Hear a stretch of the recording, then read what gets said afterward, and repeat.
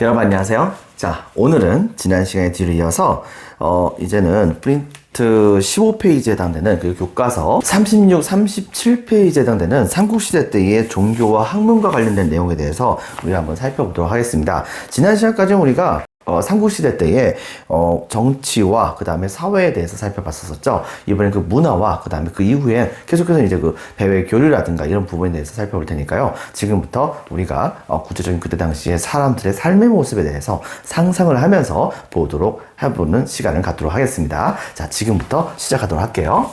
자, 먼저 여러분 프린트 15페이지에 나와 있는 내용입니다. 불교의 수용. 이 불교의 수용은 저번에도 선생님 한번 얘기했다시피 중앙집권 국가로 발전하기 위해서는 대부분의 국가들이 불교 수용하는 것을 매우 중요시 여겼었던 그런 측면이 있었던 거예요. 때문에 불교의 수용은 굉장히 중요한 의미가 있다고 볼 수 있는데요. 기본적으로 이 이유는 왕권을 중심으로 사람들의 사상을 통합하기 위해서 불교를 수용했었다는 그런 측면이 있습니다.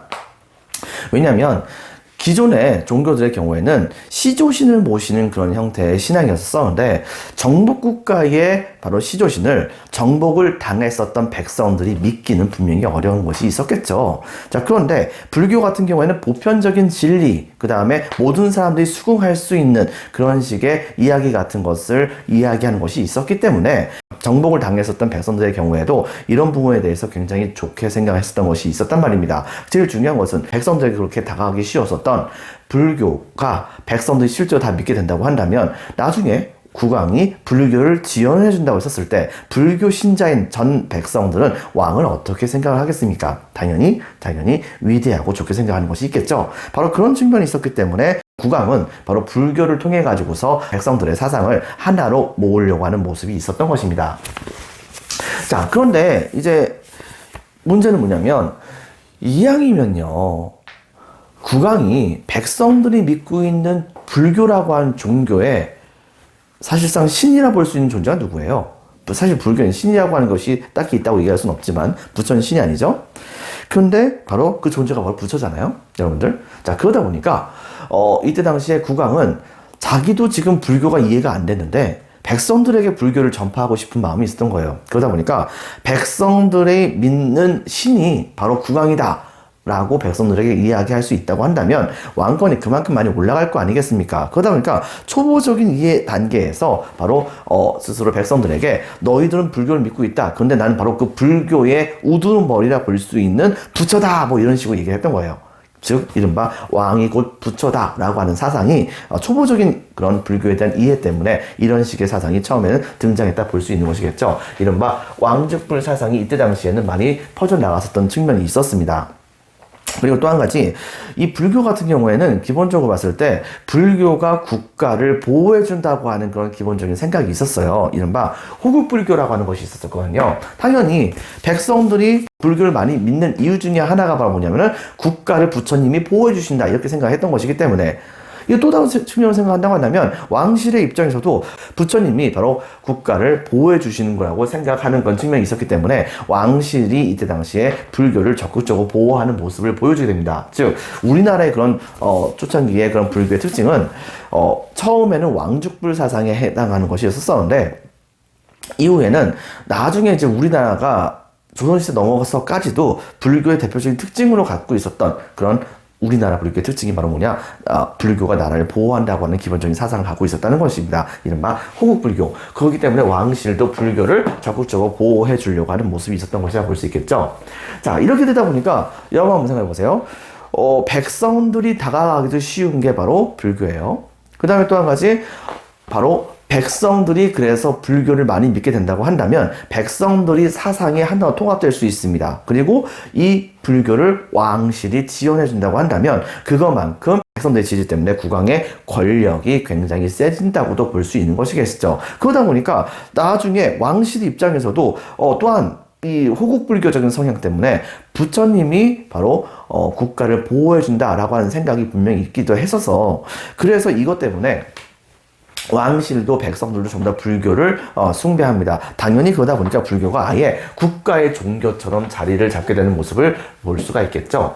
국가의 종교로 발달하는 모습을 보여주게 됩니다. 그렇다고 한다면 여러분들 예전에 선생님이 여러분들 2학년 때 설명한 적이 있었습니다. 세계사 배울 때요. 불교에 대해서 얘기할 때 바로 마치 성당이나 교회에 십자가가 있는 것처럼 절에는 뭐가 있습니까? 보통 바로 탑이라든가 그 다음에 불상이 있습니다. 그렇기 때문에 이 삼국시대 때는 적극적으로 이 탑과 그 다음에 불상을 많이 만드는 모습을 보여주게 됩니다. 때문에 여기 보이다시피 사찰과 그 다음에 탑, 그 다음에 불상도 많이 만드는 모습을 보여줬어요. 영양 같은 경우는 기본적으로 선생님이 얘기했었죠. 바로 왕권도 강화하고 사상을 통합하고 그 다음에 신분제를 정당화하는 측면이 있습니다. 이게 무슨 말이냐면요. 여기까지는 이해가 되잖아요. 요거는 무슨 말이냐 이런 얘기입니다. 여러분들 알다시피 불교에는 전생이라고 하는 개념이 있습니다. 죽은 다음에 다음 생에 또 누군가로 태어난다 라고 하는 기본적인 그런 생각이 있어요.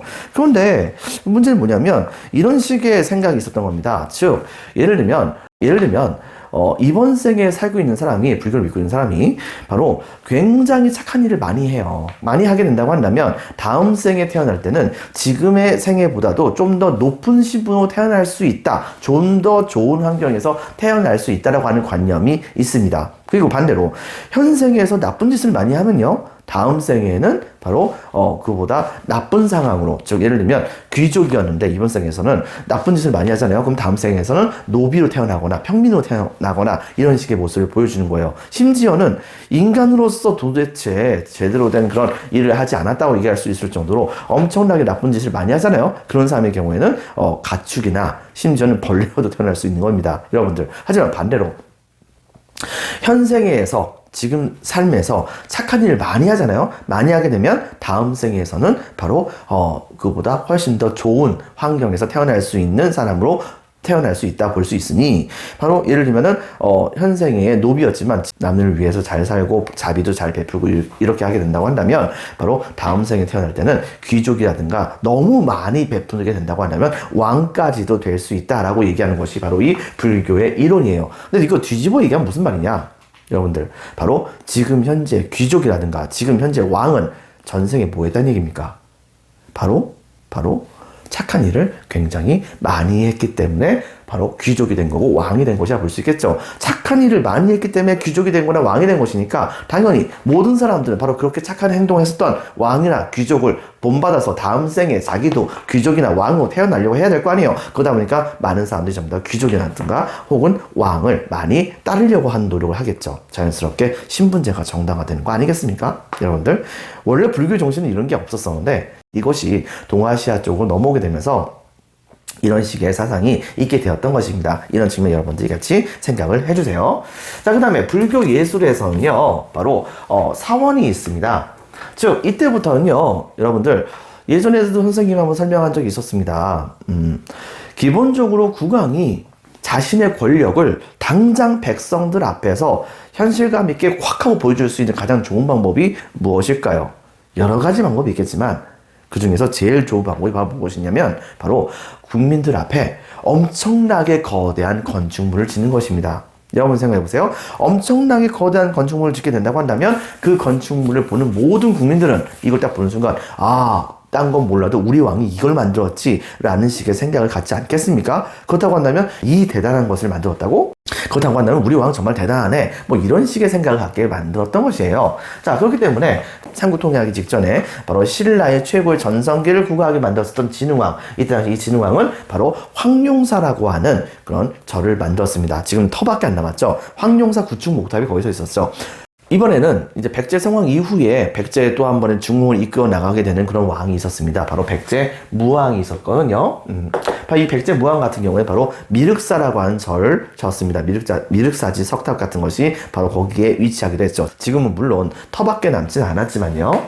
자, 그렇다고 한다면 이제 탑에 대해서 한번 얘기를 해볼게요. 여러분들, 기본적으로 탑이라고 하는 것은 바로 뭐였냐면 한마디로 말하면 석가모니의 무덤이에요. 즉, 여러분도 알다시피 석가모니가 돌아가시고 나서 몸속에서는요, 수행을 많이 쌓은 사람에게 그 사람의 시신을 화장하게 되면 그 속에서 영롱한 빛깔을 내는 자그마한 구슬 같은 게 많이 나온다고 했잖아요. 그것을 뭐라고 합니까?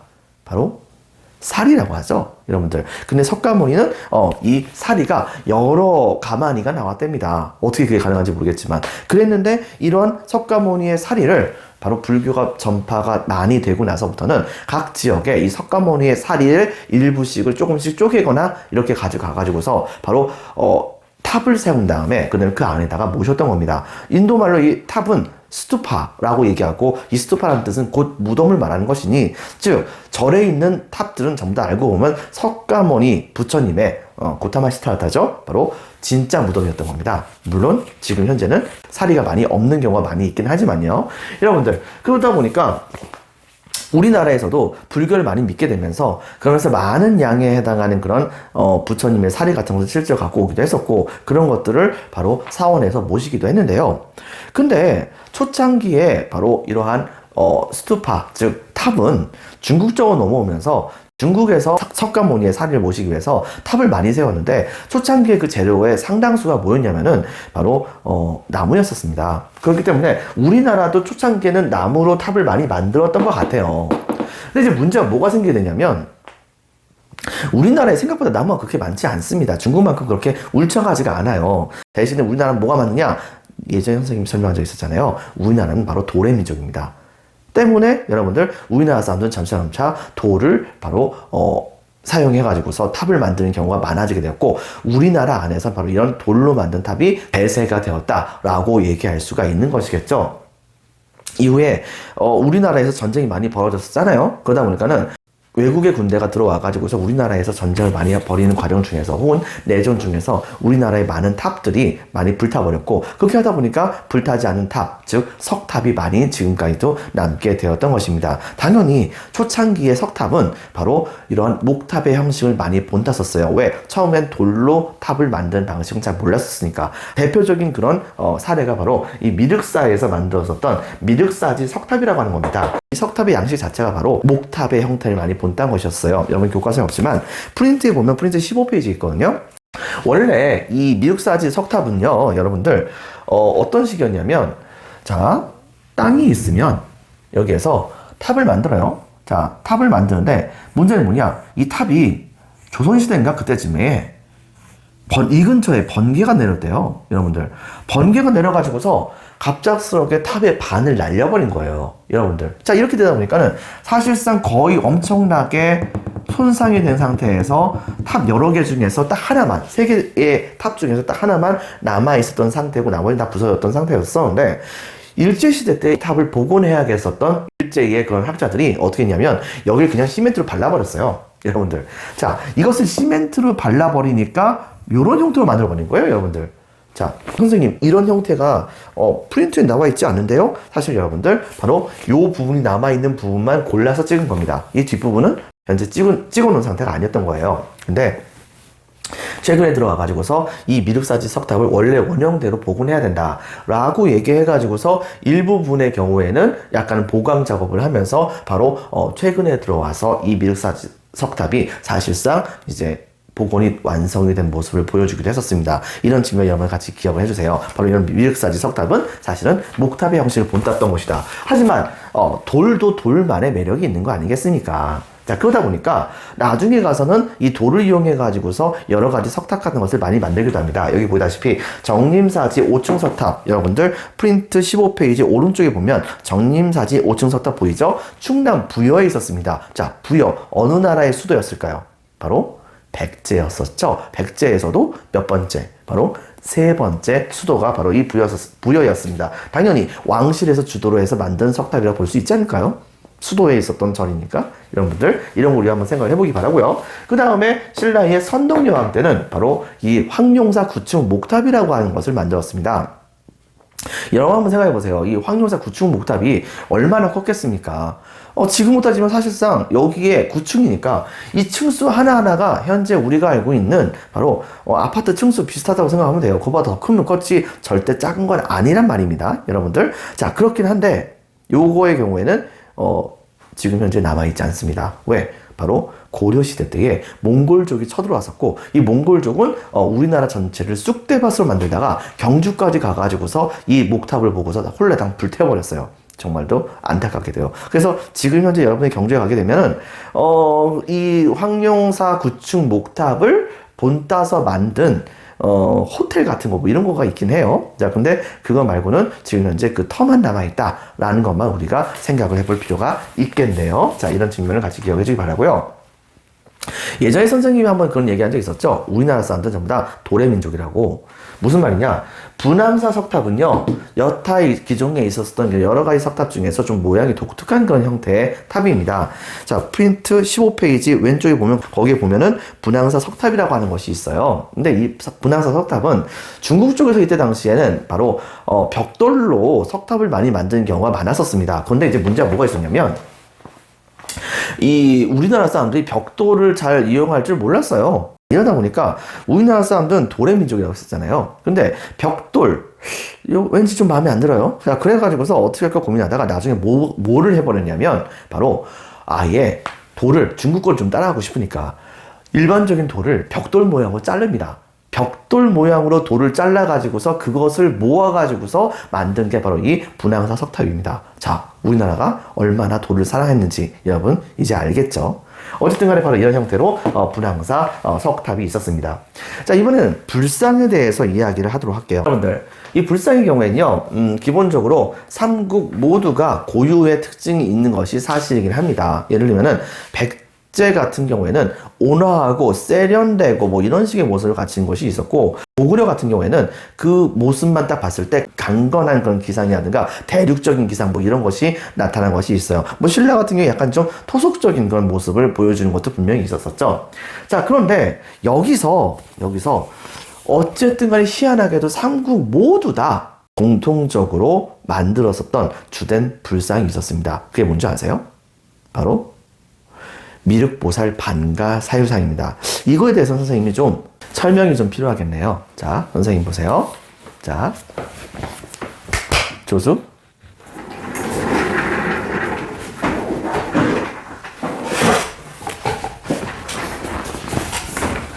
기본적으로요, 여러분들, 미륵보살 반가 사유상은 미륵보살이 바로 생각을 하는 상입니다. 어떻게 생각을 하느냐? 이렇게 생각을 해요. 첫 번째, 생각을 하잖아요. 보통 로댕에 그런 생각하는 사람처럼요. 이렇게 하고 팔을 이렇게 올립니다.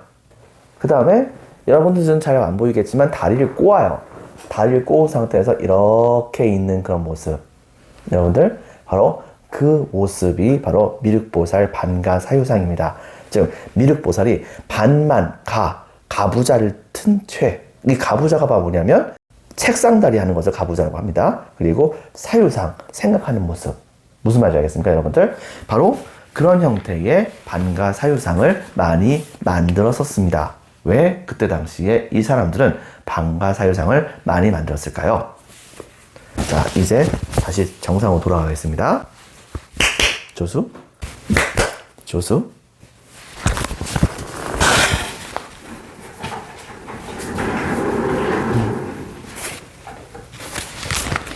자, 여러분들 다시 돌아왔습니다. 자, 이 미륵보살 반가사유상을 이때 당시에 삼국의 사람들이 왜 그렇게 많이 만들었을까요? 그 이유는 뭐 때문에 그런 것이냐? 이 불교의 마지막에 대한 이야기가 있기 때문입니다. 여러분들 그거 아시는지 모르겠는데, 뭐 선생님 수업을 들었던 학생들은 아마 알 거예요. 크리스교에서 최후의 심판이라고 하는 개념이 있죠. 자, 그런 것처럼 이제 불교 쪽에서도 최후의 심판 같은 그런 개념이 있어요. 근데 이게 좀 결말이 극과 극이에요. 크리스트교 쪽에서는 죄 지은 자는 전부 다 그냥 징벌을 당하고, 그 다음에 이제 뭐 선발된 사람들은 뭐 영원히 이제 그 하늘에 계신 그분의 보호를 받는 곳에서 삶을 살게 될 것이다. 뭐 이런 식으로 나온 것이 바로 크리스트교 쪽에서의 최후의 심판이라고 한다면, 불교 쪽에서의 최후의 심판은 이겁니다.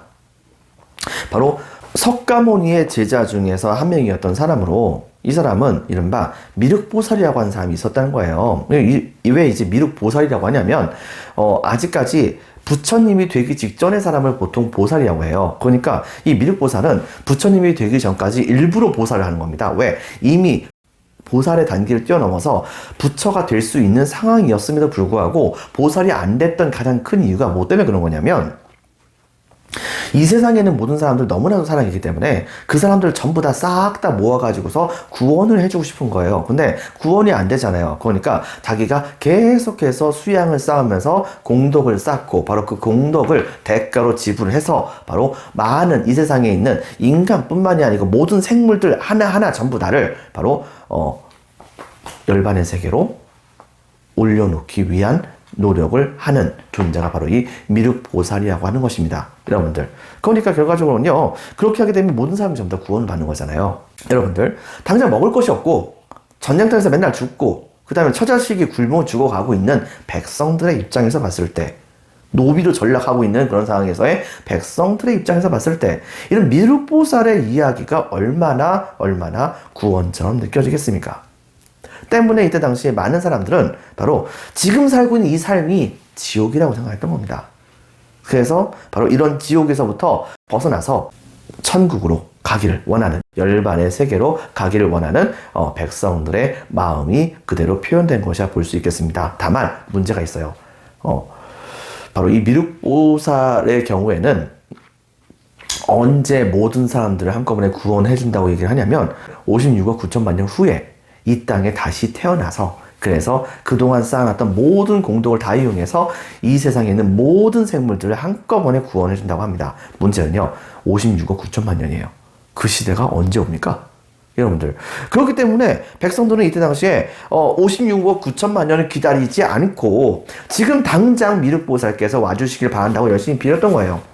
혹은 애당초에 그냥 내가 바로 열심히 수양을 해서 미륵보살께서 계속해서 수양을 하고 있는 그 땅으로 가도록 하겠다고 미륵보살에게 열심히 비는 그런 형태의 신앙을 일컬어서 우리는 미륵신앙이라고 얘기를 합니다. 그것 때문에 바로 이런 미륵보살을 많이 제작하는 경우가 되게 많이 있다고 생각이 되어져요. 대표적으로 뭐 미륵보살만 만든 건 아니지만 먼저 봤을 땐 금동연가 7년명 열의 입상이라고 하는 게 있어요. 이게 이제 되게 중요한데, 이게 왜냐면 여러분들 프린트 15페이지에 보이는 그런 부처님의 상입니다.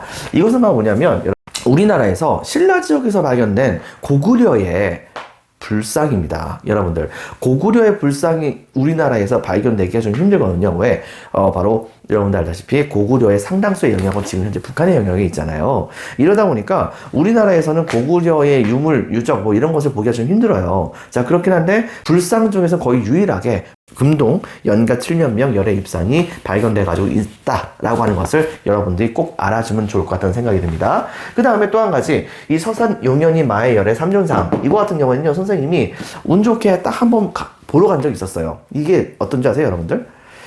햇빛이 비치는데 이 햇빛이 비치는 방향에 따라서 부처님의 표정이 바뀌는 겁니다.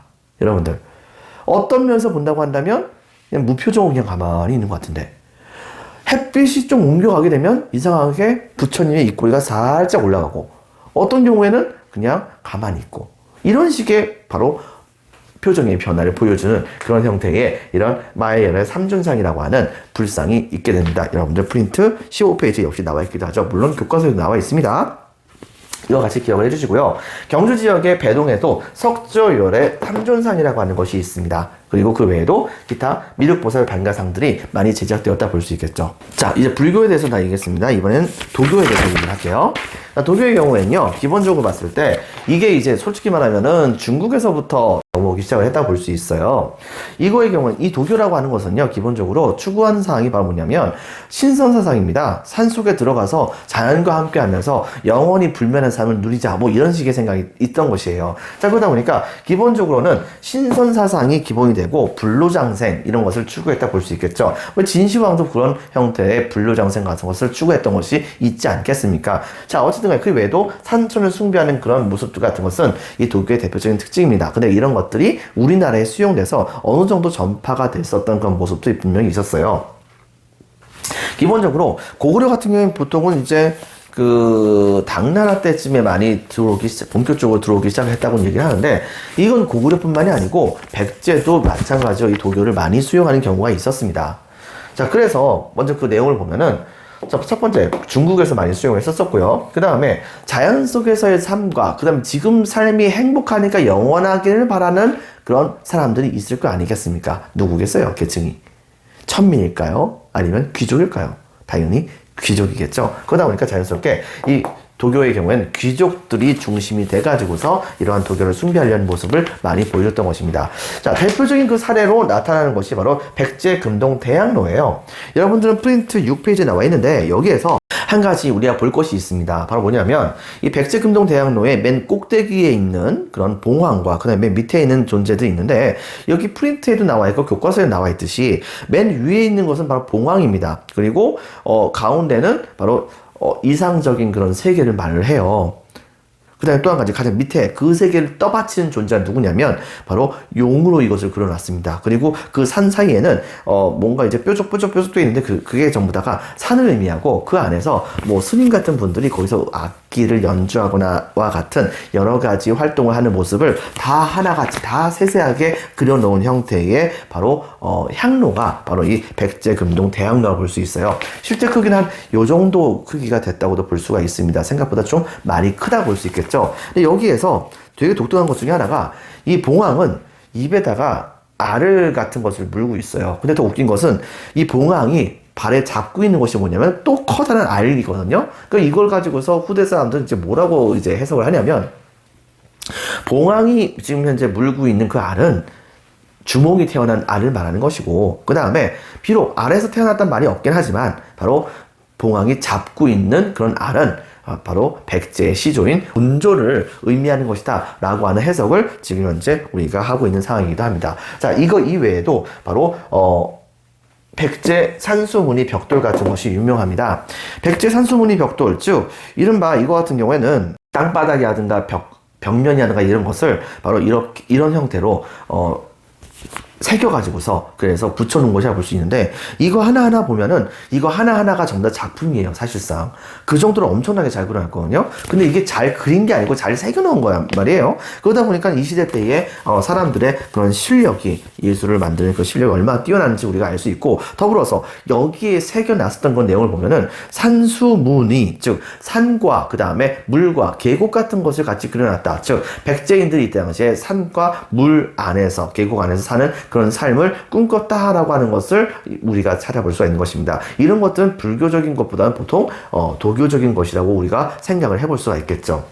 자, 근데 더불어서 고구려 고문에 사신도와 같은 그림이 있었습니다. 이런 사신도 같은 경우에는요, 바로 청룡, 그 다음에 백호, 그 다음에 주작, 그 다음에 현무 이런 네 마리의 신물들이 바로 각 방향을 지키고 있다라고 하는 도교적인 그런 상상에 입각한 그런 동물들이 나와가지고서 활약하는 그런 모습 같은 것을 그려놓은 그림이라 볼 수 있어요. 근데 이런 것을 바로 고구려의 무덤에다 그려놨습니다. 이것은 뭘 의미하는 걸까요? 그것은 그만큼 고구려인들이 바로 이 도교를 많이 숭상했다라는 것을 우리가 생각해 볼 수가 있는 것이겠죠. 이런 측면을 같이 기억을 해주기 바랍니다.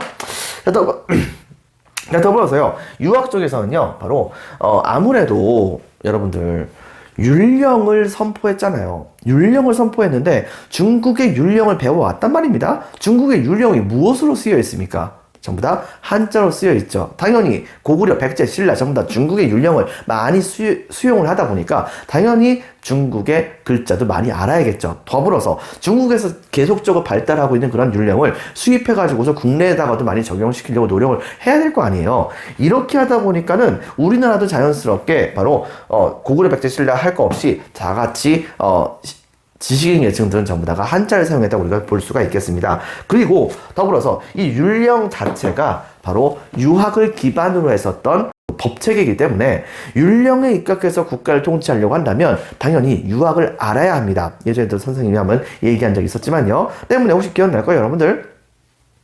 소수림왕 때에 바로 이 율령을 선포하면서 율령에 입각해서 국가를 통치할 때 필요한 관리들을 교육시키기 위해서 그 다음에 뽑기 위해서 만들었던 고구려 최초의 대학교가 있습니다. 그게 뭘까요?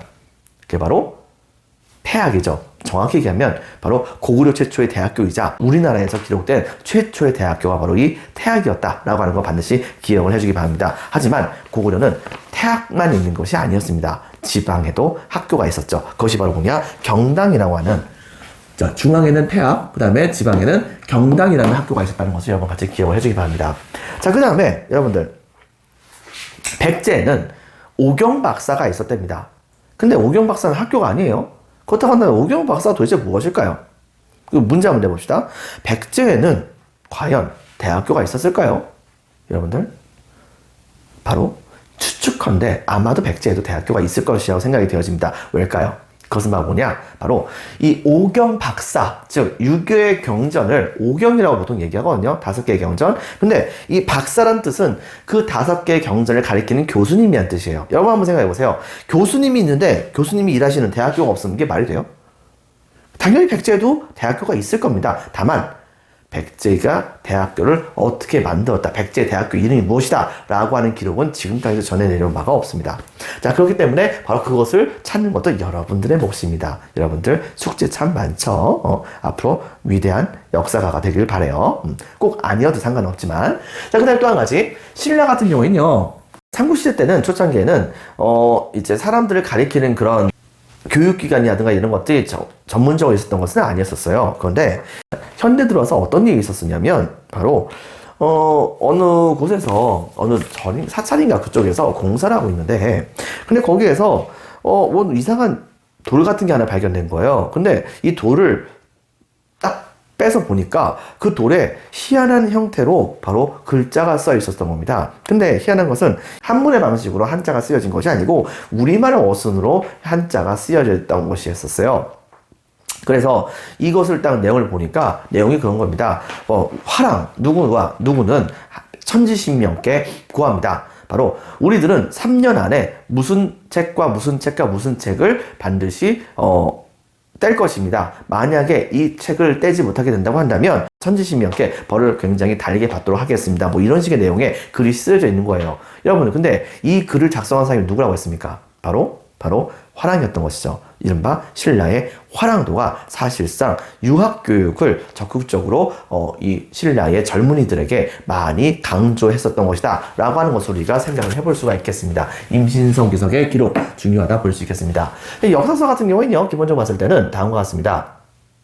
바로 역사를 정리한다, 즉 먼 옛날서부터 지금까지 있었던 일들이 뭐가 있었었는지를 일일이 다 기록을 해야 나중에 똑같은 나쁜 일이 있다고 한다면 똑같은 일을 바로 당하지 않도록 대비를 해야 될 거 아니에요. 반대로 되게 좋은 일이 있었다고 한다면 그 좋은 일들이 계속해서 있도록 준비를 해야 될 거 아닙니까? 그렇기 때문에 그런 모든 과정들을 하나하나 기록을 하는 과정 중에서 역사책이 만들어졌다고 볼 수가 있습니다. 또한 이때 당시에 바로 이 현재의 국왕이 왜 현재 국왕이 되게 되었는가 라고 하는 것을 백성들이 납득할 수 있도록 만드는 것이 중요하다고 생각했던 것입니다. 이른바 국왕의 권위를 뒷받침하기 위해서 바로 이런 역사책이 만들어졌다 볼 수 있겠죠. 실제로 그래서 기록에 의하면 고구려든 백제든 신라든 전부 다 자국의 역사책을 열심히 만들었었습니다. 고구려 같은 경우에 초창기에 바로 6이라고 하는 책이 있었대요. 근데 이게 한 100권 정도 됐답니다. 문제는 뭐냐면 100권 너무 많잖아요.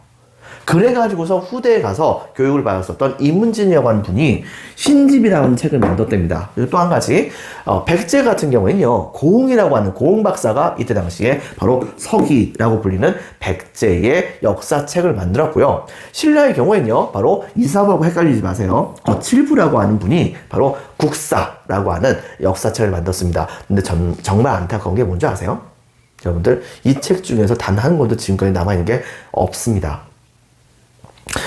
우리가 알다시피 삼국사기라고 하는 책이 현존하는 우리나라 역사책 중에서 가장 오래된 그런 책으로서 바로 많은 우리들에게 이 시대의 역사에 대한 아쉬움을 주는 것이 사실이긴 하죠. 그렇기 때문에 여러분들이 나중에 고고학을 공부하게 된다고 한다면 뭐 삼국사기 이전에 구삼국사라는 책이 또 있었대요. 그 다음에 또 한 가지 뭐 혹시 여기 있는 신집이나 육이라든가 뭐 서기라든가 그 다음에 뭐 국사 이런 책을 쪼가리라도 발견하게 된다고 한다면 여러분 진짜 대박을 얻게 되는 겁니다. 여러분들 열심히 공부하세요. 자, 그 다음에 또 한 가지 보겠습니다. 자, 과학 부분에 대해서는요, 바로 국왕의 권위를 하늘에 연결하려고 하는 측면이 있었습니다. 즉, 지금 현재 국왕은 하늘이 백성들을 다스리라고 하는 명령을 받았기 때문에 거기 때문에 국왕이 된 겁니다. 그럼 뒤집어 얘기하면 무슨 말이냐? 백성들을 어떻게 다스려야 할지에 대한 명확한 기준이 하늘이 갖고 있는 거잖아요. 그렇다고 한다면 당연히 내가 지금 통치하는 것이 제대로 된 것인지 아닌지를 바로 하늘에게 물어볼 필요가 있는 거 아니겠습니까? 그렇기 때문에 이때 당시의 국왕들은 전부 다 어떻게 했냐면 바로 하늘의 모양이라든가 이런 것을 잘 살펴서 내가 지금 제대로 통치하는 것이 맞는지 이런 것을 알아보려고 노력을 많이 했다고 합니다. 그렇기 때문에 국왕의 권위를 하늘에 연결시킴으로써 국왕의 권위를 정당화시키려고 한 노력을 했었다라고 하는 측면을 우리가 생각을 해볼 수가 있고요. 두 번째는 바로 농업과 관련된 정보를 얻기 위한 목적이었습니다. 왜? 고구려 백제 신라 어쨌든 간에 그럼에도 불구하고 이거 전부 다 농업국가였습니다. 당연히 국가의 가장 많은 생산량을 자랑하는 그런 분야가 바로 농업인데 농업을 소홀히 하면 안 되죠. 그러다 보니까 자연스럽게 농업 관련 분야에서 열심히 많은 정보를 얻으려고 하는 과정 중에서 첫 번째 첨성대를 만듭니다. 신라 같은 경우는요. 지금 현재도 존재하죠, 여러분들? 이 첨성대를 통해 가지고서 그때의 바로 하늘의 움직임 같은 것을 살피려고 노력을 했었고요. 두 번째는 바로 고구려에서 천문도가 새겨진 것이 발견되기도 했었습니다. 근데 그 천문도가 희한하게도 중국 쪽을 기반으로 했던 천문도가 아니라 우리나라의 하늘을 봤을 때 나타나는 그런 천문도가 하늘에 그대로 새겨져 있는 거예요. 그것은 그때 당시에 고구려든 신라든 전부 다 하늘의 현상 같은 것을 열심히 보려고 노력했다라고 하는 것을 우리가 생각을 해볼 수 있는 것이겠죠. 자, 마지막으로는요, 바로 이 금속공예가 있습니다. 금속공예에서는요, 백제의 칠지도, 그 다음에 백제 금동대학로, 그 다음에 신라의 금관 같은 것이 있다는 것을 우리가 찾아볼 수 있어요. 자, 백제 금동대학로 같은 거 이제 선생님이 설명했고요. 그럼 백제 칠지도가 무엇이냐? 백제 칠지도는요, 기본적으로 봤을 때 이게 어떤 식이냐면 이렇게 칼이 있는데, 칼이에요, 이거 여러분들.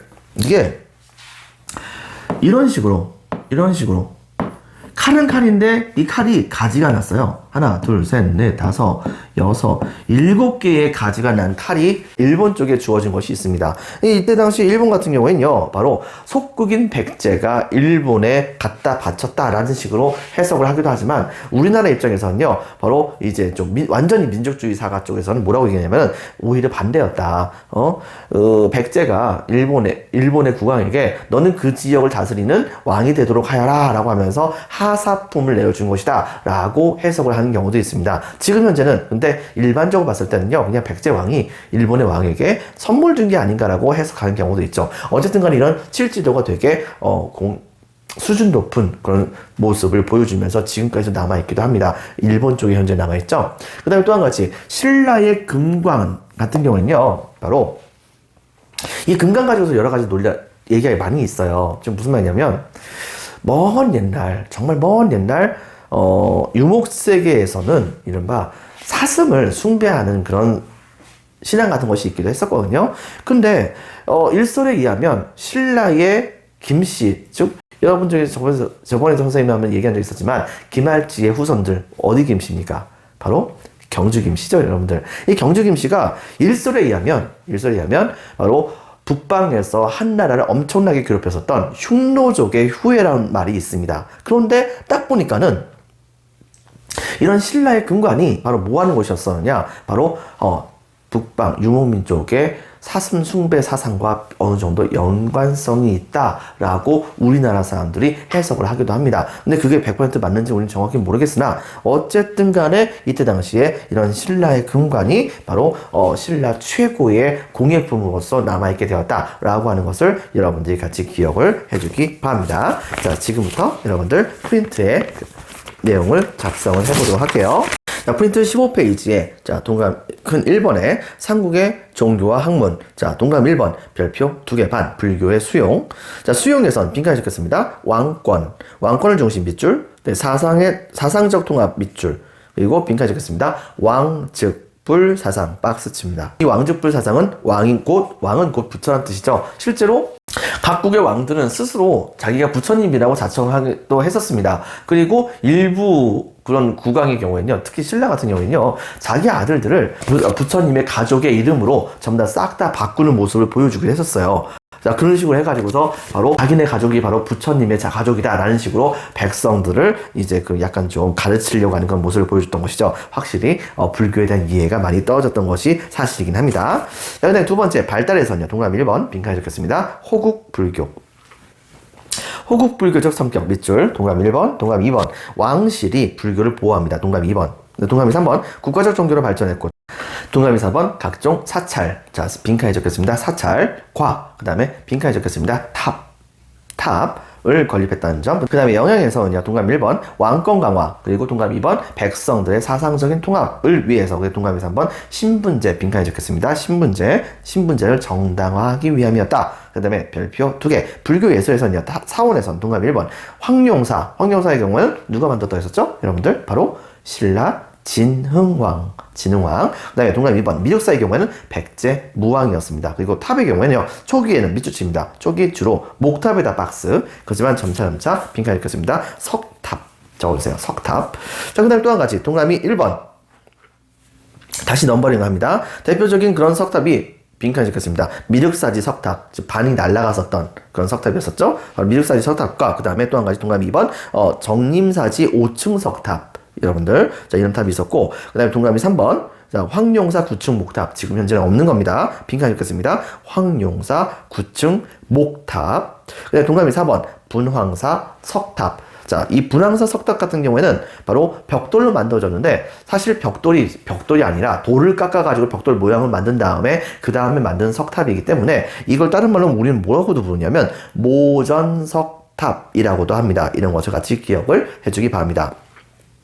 삼국의 고유의 특징이 있었습니다. 고구려는 고구려대로, 백제는 백제대로, 신라는 신라대로의 특징이 있었었는데, 하지만 비슷했던 것은 바로 미륵신앙이 각국에 전부 다 많이 퍼졌었기 때문에 빈칸에 적혔습니다. 미륵신앙이 전파로, 자, 밑줄 치겠습니다. 미륵보살상 제작이 성행했었습니다. 자, 대표적으로 뭐가 있었었느냐? 전부 다 미륵보살은 아니었습니다. 일부 미륵보살이 있기도 하지만, 바로 동그라미 1번 금동연가 7년명 열애입상. 이거 어디 거라고 했었죠? 바로 고구려 거였습니다. 모양, 형태 전부 다 익혀놓으세요. 이건 반드시 기억해주세요. 그 다음에 두 번째, 동그라미 2번 서산 용현이 마해열의 삼종산. 그 다음에 동그라미 3번 경주 배동 석조열의 삼존 입상. 이런 것이 있었습니다. 부처님 3명을 갖다 놓은 거죠. 그 다음에 기타에서는 빈칸에 적혔습니다. 미륵보살 반가상. 미륵보살이 반만 가부좌를 튼 채로 있는 그런 형태의 불상 같은 것이 많이 만들었다는 걸 기억해 주기 바랍니다. 자, 다음 페이지. 자, 프린트 16페이지 보면 다음과 같습니다. 별표 하나, 도교의 수용에서는요, 동그라미 1번 신선사상, 불로장생을 추구했고, 그 다음에 산천숭배까지 했던 것을 결합한 그런 형태의 신선사상을 말합니다. 동그라미 2번 주로 중국에서 수용했습니다. 동그라미 3번 귀족 적혔습니다. 귀족 중심으로 바로 이런 도교가 유행을 했었었는데요. 그 사상에 대표적으로 나타났었던 대표적인 바로 유물이 동그라미 1번 빈칸에 적혔습니다. 백제, 금동, 대향로. 밑에도 나와 있죠? 백제, 금동, 대향로. 동그라미 2번 백제 산수문의 벽돌이 있습니다. 동그라미 3번 고구려 고분에 빈칸에 적혔습니다. 사신도, 4명의 신을 그린 그림입니다. 그런데 유학의 수용은 조금 중요합니다. 별표 2개. 첫 번째, 바로 중국의 문물을 수용하는 과정 중에서 그것이 전부 다 한자가 쓰여있다 보니까 빈칸에 적혔습니다. 동그라미 1번 한자가 널리 사용됐고, 동그라미 2번 각국별로 빈칸에 적혔습니다. 유학 교육이 실시가 됩니다. 자, 먼저 그래서 고구려 동그라미, 중앙에 빈칸에 적혔습니다. 태학. 그 다음에 지방에는 지방 동그라미 경당. 그리고 백제 동그라미, 백제의 바로 교수님들, 유학 가르치는 교수님들 뭐라고 한다 했었죠? 바로 오경 박사 적겠습니다. 오경 박사. 자, 신라 동그라미 임신서기석의 기록이 있었습니다. 자, 역사서에서 별표 하나, 동그라미 1번 역사를 정리하는 것이 목적이었는데, 동그라미 2번 빈칸에 적혔습니다.